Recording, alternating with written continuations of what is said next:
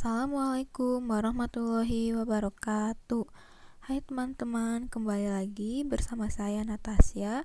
Di sini saya akan membahas tentang perhitungan NPV menggunakan Excel. Pengertian NPV. NPV atau Net Present Value merupakan selisih antara pengeluaran dan pemasukan yang telah didiskon dengan menggunakan social opportunity cost of capital sebagai diskon faktor, atau dengan kata lain menggunakan arus kas yang diperkirakan pada masa yang akan datang yang didiskontokan pada saat ini. Untuk menghitung NPV diperlukan data tentang perkiraan biaya investasi, biaya operasi, dan pemeliharaan serta perkiraan manfaat atau benefit dari proyek yang direncanakan. Jadi, perhitungan NPV mengandalkan pada teknik arus kas yang didiskontokan. Di sini terdapat dua pendekatan. Yang pertama, pendekatan menggunakan aplikasi Excel, dan yang kedua, pendekatan menggunakan fungsi Excel-nya. Di dalam pendekatan menggunakan aplikasi Excel, terdapat periode ke N. Apa sih periode ke N itu? Periode ke N adalah suatu periode tahun kita berinvestasi atau lamanya kita berinvestasi. Lalu ada cash inflow. Cash inflow merupakan suatu laporan keuangan yang berisi pengaruh kas dari kegiatan operasi, transaksi investasi, kegiatan transaksi pembiayaan atau pendanaan, dan kenaikan atau penurunan bersih dalam kas suatu perusahaan selama periode tertentu.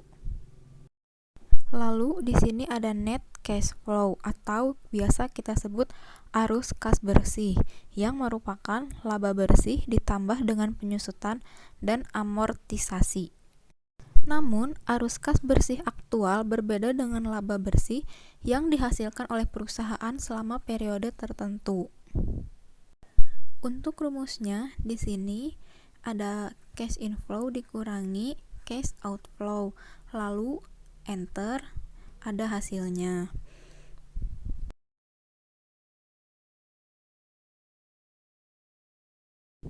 Untuk mengetahui hasil dari net cash flow, kita gunakan rumus sum, lalu sorot, enter, lalu ada hasilnya. Sebelum kita mengetahui nilai NPV-nya, kita harus mencari tahu dulu faktor PV-nya dengan rumus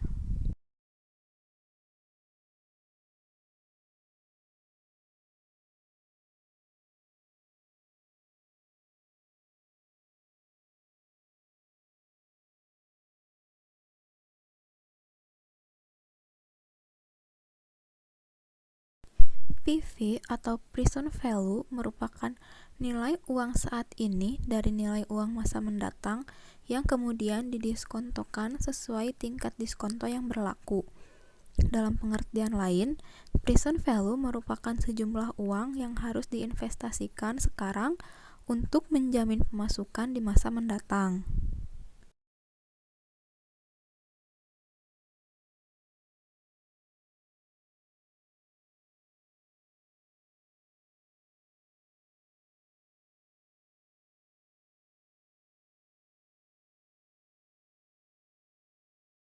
Untuk mengetahui nilai NPV-nya, gunakan fungsi sum, lalu sorot dari periode 1 sampai 5, lalu enter.